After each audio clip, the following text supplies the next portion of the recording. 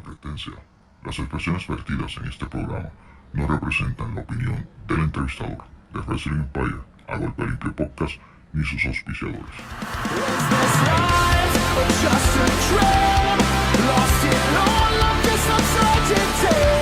Bienvenidos sean todos, esto es otro episodio más de A Golpe Limpio Podcast. Hoy tenemos una persona que muchos lo conocieron en la Attitude Era, en la época de WWE, WWF en aquel entonces. Parte de una de las facciones, ¿verdad?, llamativas en ese momento, conocida como los Boricuas. En Japón tuvo su corrida antes de estar en WWE. Pues tenemos hoy, ¿verdad?, un enorme placer de tener a José Estrada Jr. Así que gracias por el momento, gracias por la entrevista. Saludos. Saludos a todo el mundo en Puerto Rico. Gracias por la oportunidad de estar en tu programa. Sé que mucha gente lo escucha y espero que no sea la última vez. Que así sea, que no sea la última vez. Bueno, José, ¿verdad? Todos conocemos tu trayectoria porque te vimos en WWE, WWF en aquella época con los Boricuas. Claro. Todos sabemos, ¿verdad?, la gran trayectoria que tiene la familia, tu señor padre, tu hermano Rico Suave, tú.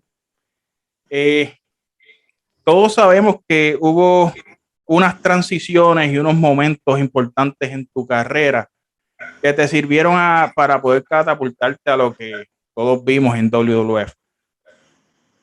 ¿Cómo fue que José Estrada hijo, José Estrada Jr., llegó a amar este deporte llamado lucha libre? Yo creo que desde que nací, mi hermano. Desde que nací, porque desde que yo tengo uso y razón, yo estoy luchando, haciendo lucha en el cuarto, encima de la cama, en la mesa, con Julio.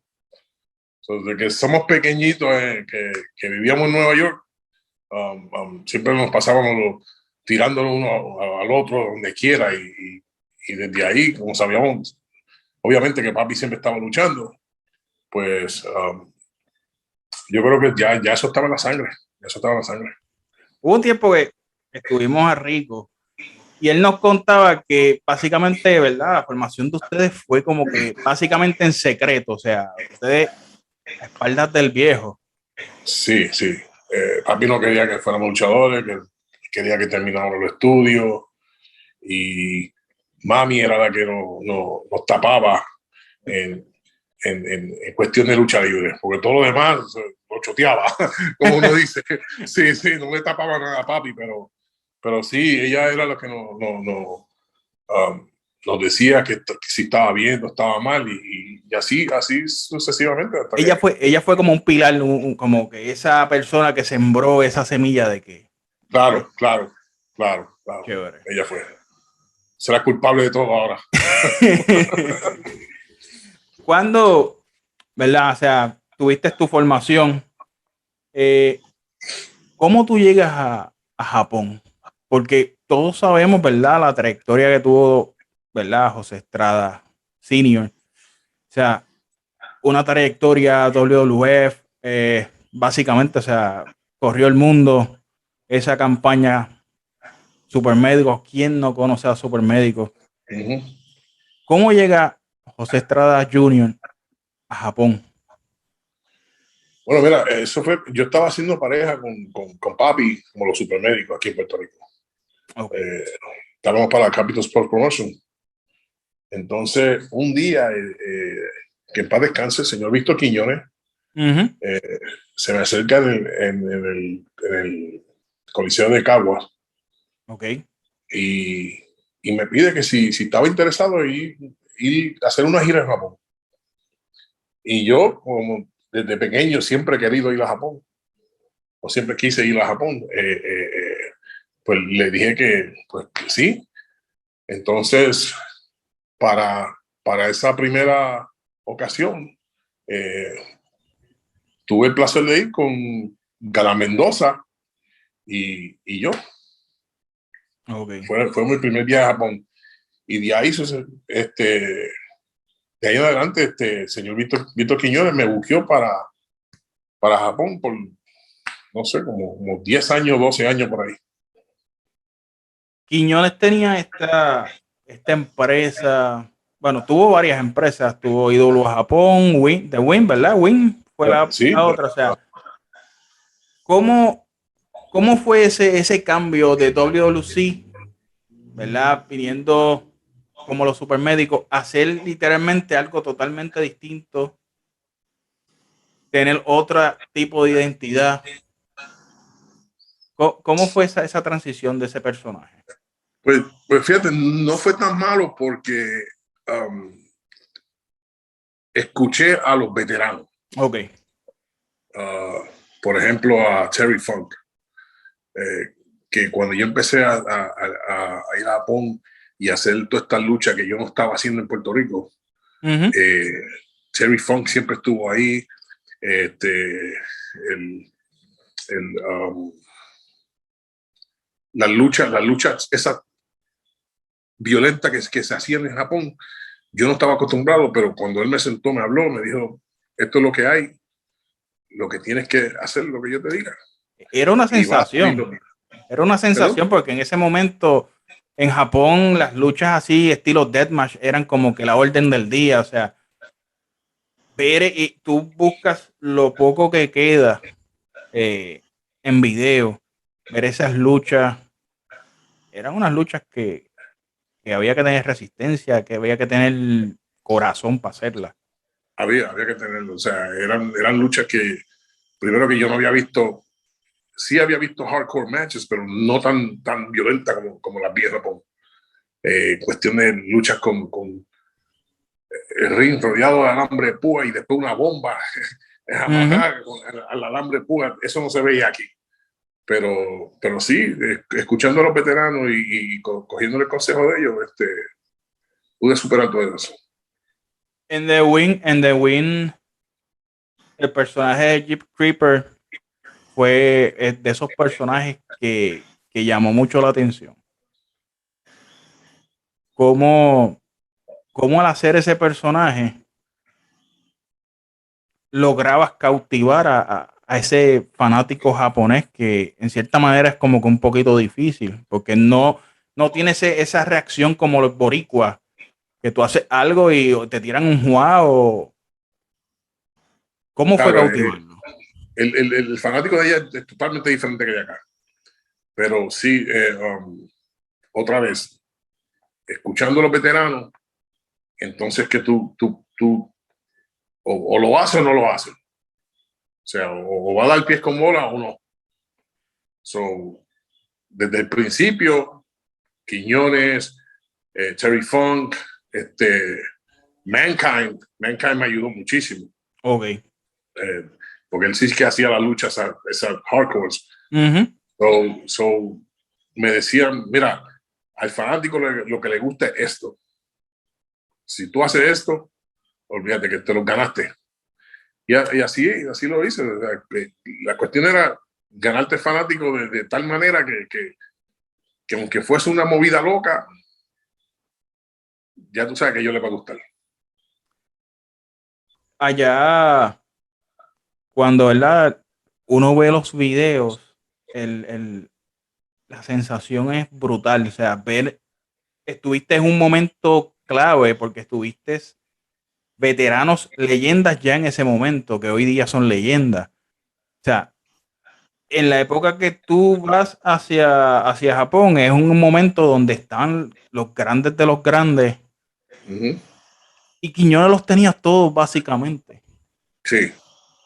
Porque básicamente Mankind o Cactus Jazz en ese entonces, cuando estaba en la empresa, ahí fue donde dio un boom. O sea, todos ustedes dieron un boom en Japón. ¿Pensaste que al ir a Japón iba a llegar al punto que llegaste? No, fíjate, o sea, mi sueño en realidad siempre fue llegar a WWF. Ok. Um, Desde pequeño yo tenía varios sueños. O sea, pues, número uno, llegar a WWF, ir a Japón, el único sueño que a mí nunca se me dio fue hacer pareja con papi en la WWF. Sí, él estuvo conmigo cuando yo hice mi trial. Okay. Sí logré ir varias veces con papi a Japón. Pero lo único que no logré hacer fue hacer pareja con él en la WWF. Todos los demás lo logré. Se podría decir, ¿llegaste a sentir algún tipo de presión por cargar un apellido como Estrada, sabiendo todo lo que tu papá había hecho, WWF, había corrido ya el mundo? Había peso ahí, había Mucho. presión. Había presión.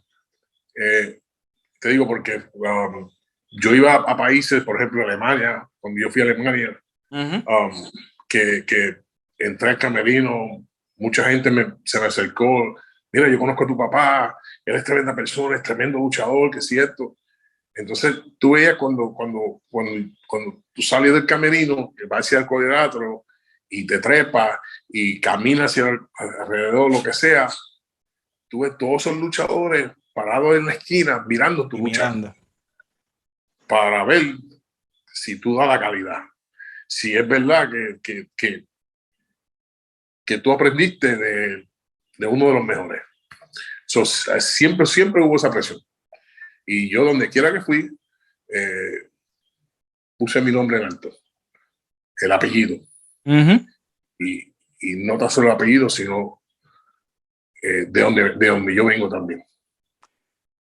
Fue interesante porque básicamente toda esa época fue una época bien luchada. O sea, hoy en día tenemos los medios, que los medios están en todos lados. Antes, para tú demostrar lo que tú eras, tú literalmente o andabas con tus VTR o esperabas que alguien de casualidad encontrara una lucha tuya o de cualquier otro de esa época y la pusiera. Sí. Las revistas, los fotógrafos, que tú sabes que hay muchos americanos fotógrafos que viajan el mundo. Así era la forma que te podían ayudar. Y ahora, hoy en día, no, hoy en día hay de todo. Se puede relacionar con todo. ¿Tuviste buenos mentores en esa época? Claro. Yo desde que empecé, obviamente, o sea, siempre estuve viendo a papi luchando, pero cuando yo entré a lo profesional, que fue con papi en pareja, mi primera lucha fue contra Chiqui Star. Era Chiqui Star y Angelo Rivera, mercenario. Okay. Y obviamente yo estaba súper nervioso, pero sí lo seguía a ellos. Y obviamente papi gritándome en una esquina y ellos de la otra y el árbitro de la otra, pero mira, logré hacer lo que ellos me decían y eché para adelante. ¿Títulos que obtuviste en Japón? ¿Perdón? ¿Títulos que obtuviste en Japón? Títulos que tuve en Japón, tuve el Campeonato Mundial en Japón. Yo creo que en 3 ocasiones, Campeonato Mundial, siempre fue como Crypt Keeper. Okay. Sí, que en esa zona en Japón te conocen al personaje y se van a ir un flashback. Sí. Ese personaje fue un personaje que pegó bastante, un personaje muy fuerte. Inclusive cuando ese personaje llegó, ellos no se esperaban que fuera tan fuerte y sobrepasó a otros personajes que estaban fuertes en aquella época. Y se pegó mucho. Y a mí me encantó. En esa época, aparte de ti, habían otro boricua. O sea, en esa época, el boricua literalmente plantó bandera en Japón y se dejó sentir. Correcto. ¿Qué te llevas de esa experiencia que tuviste, ya que eso estaba en tu bucket list? ¿Qué te llevas de la experiencia vivida en Japón? Fue tremendo. O sea, la experiencia que yo pasé en Japón fue inolvidable. Yo te diría siempre que, o sea, entre Vitín Quiñones, Miguelito Pérez y yo, éramos siempre estábamos donde quiera. Todos los tours que yo hice fue con Miguelito y de él aprendí muchísimo también. Porque tú sabes que ya Miguelito ya llevaba mucho tiempo en la lucha, pero aprendí. La experiencia que yo pasé en Japón fue inolvidable. O sea, inclusive viví un año completo allá. Ok. Me encantó. Te gozaste la vida, como nos dice, en ese momento, Sí. te gozaste el tiempo, lo que querías hacer. Sí. Llegas de Japón y llegas a la otra meta, que era WWE o WWF en aquel entonces. WWF, sí. Ya tienes un ejemplo, ya tenías a Cactus Jazz o Mankind o Duke Love como, ¿verdad? Como Foley se dejó sentir en WWF en aquella época. Ya tenías a un Mankind allá. Cuando llegas a WWE, el feedback de las personas, de los luchadores que te llegaron a ver en Japón, siempre estuvo ahí, siempre fue como que... Sí. Fue de la misma manera que estuvieron conmigo en Japón. Esos que estuvieron conmigo en Japón, que estuvieron en la WWE o WWF, fue el mismo. Los consejos fueron los mismos. Lo único, había más presión todavía. Había más presión. En el sentido de que, pues, papi tuvo muchos años ahí. Y ahora yo no puedo defraudar a papi. Sí, te veían como que, llega el hijo de Estrada. O sea, la calidad que el papá dejó, o sea, era una presión brutal porque él le dio años de gloria a WWE en aquella época. Sí. O sea, que la presión estaba. No, tremenda, especialmente cuando yo hice el trial mío. Yo hice el trial mío yo creo que fue en Connecticut y fue contra Miguelito Pérez. Y Miguel me puso a ver como like $1 million man. Miguelito me ayudó, pero súper tremendo. Brutal. Sí, no, Miguelito, eso fue ese día, él se la comió. Fíjate, en toda la conversación que hemos llevado hasta ahora, Miguelito siempre ha estado ahí. Sí. Miguelito ha sido, por decirlo así, tu partner in crime, como que pues siempre ha estado en esos momentos. En todo. Con Miguelito yo viajaba a Japón, a México, a Corea y hasta terminando en la WWF. O sea, desde que yo empecé a viajar con Miguelito. Con Miguelito. Interesante, o sea, porque vemos que es una persona que tras que ya estaba en ese mundo ya de lucha libre entre los grandes, siempre dio mano, siempre te dio la mano.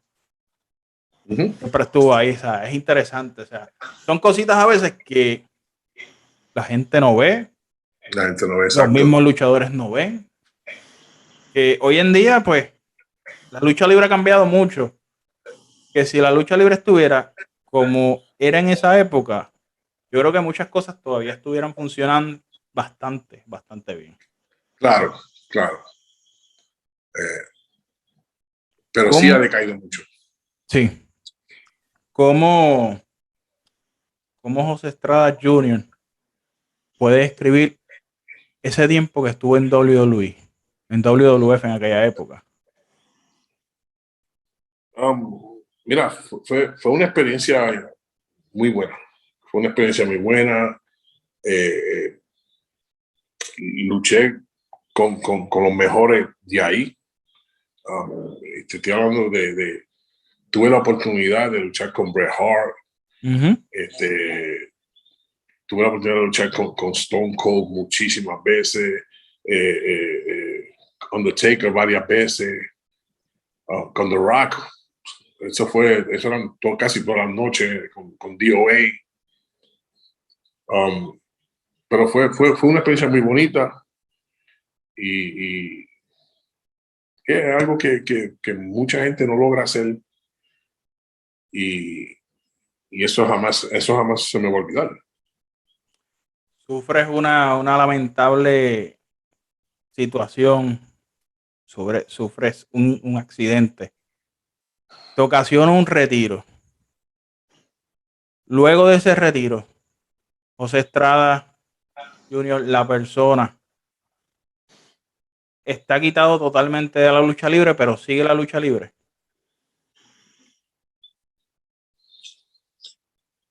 Mira, quitado totalmente la lucha libre, sí. Estuve siguiendo después la lucha libre por un tiempo. Pero al ver que la lucha libre estaba decayendo y decayendo y decayendo, después ni veía la lucha libre en la televisión, ni la veía. Okay. Llevo ya varios años que no veo la lucha libre. Sí, estamos totalmente, o sea, es que la lucha libre ha cambiado tanto que hoy en día a veces vemos que hay más control de un fanático en luchador que del luchador al fanático. Claro. Eso que ustedes transmitían ya se ha perdido en cierta manera. Porque hemos visto, tú ves la época de antes y vemos que el luchador te mantenía en el filo del asiento. Ahora es como que al revés. Exacto, ahora al revés, porque el fanático ya sabe todo. Te retiras, ¿verdad? Por aquella famosa lesión que pues todos supimos, vimos. De todas estas tres épocas que corrió José Estrada Jr., tanto Japón, WWC, WWE, ¿en cuál de esas tres épocas tú dijiste, me encantó, lo logré? ¿Cuál fue? La de Japón. ¿Fue la más gratificante? Sí. Todos esos tours que yo hacía prácticamente eran cada 2 semanas.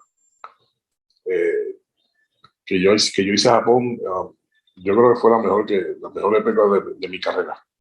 ¿Qué era? La manera de cómo se llevaba el show, o sea, la manera en cómo tú podías correr los tours versus... Claro.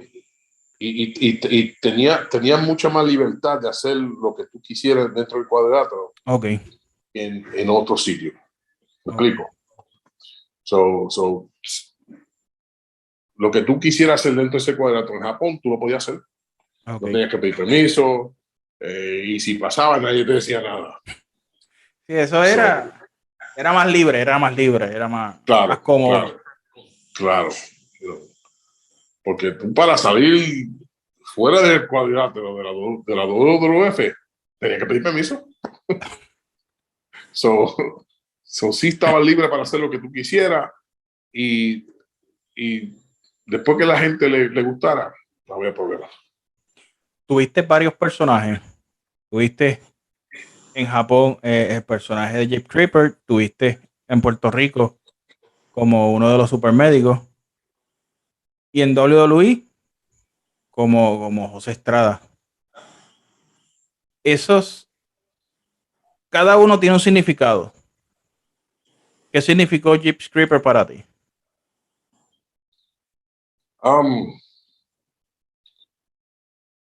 Yo creo que Crypt Keeper fue un personaje más como un monstruo, ¿no? Okay. Y eso era lo que le gustaba al fanático de Japón. Ese personaje que se me logró dar en Japón sí significó mucho para mí y lo hice con mucho orgullo. yo creo que fue uno de los personajes más importantes que yo hice.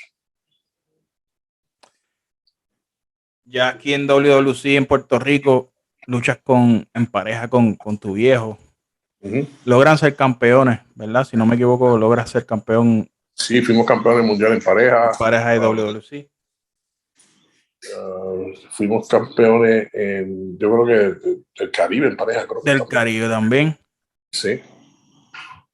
¿Cómo fue estar bajo la tutela de tu viejo? Eso fue una batalla, muchachos. Eso era una batalla del principio. Pero nada, siguiendo los consejos de él, obviamente las primeras luchas mías yo estaba súper nervioso. Yo salía del cuadrilátero y estaba enfermo. pero él me controlaba, me guiaba y así logré llegar hasta donde llegué. Y por terminar, ¿qué significó ser un boricua?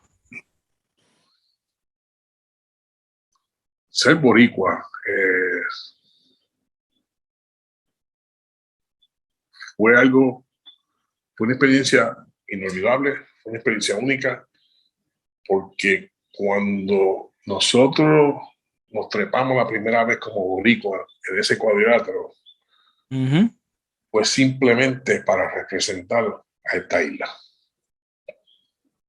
Y todo después fluyó brutal. Todo fluyó, los boricuas se dieron a respetar. Sonaron bastante. Bueno, José, en verdad, agradecido por el tiempo. Yo sé que hay tela para cortar, ¿verdad? Y pues quise robarte un tiempito. Y gracias por el tiempo, gracias por el ratito. Y algo que tengas que decirle a toda esa gente que te vio.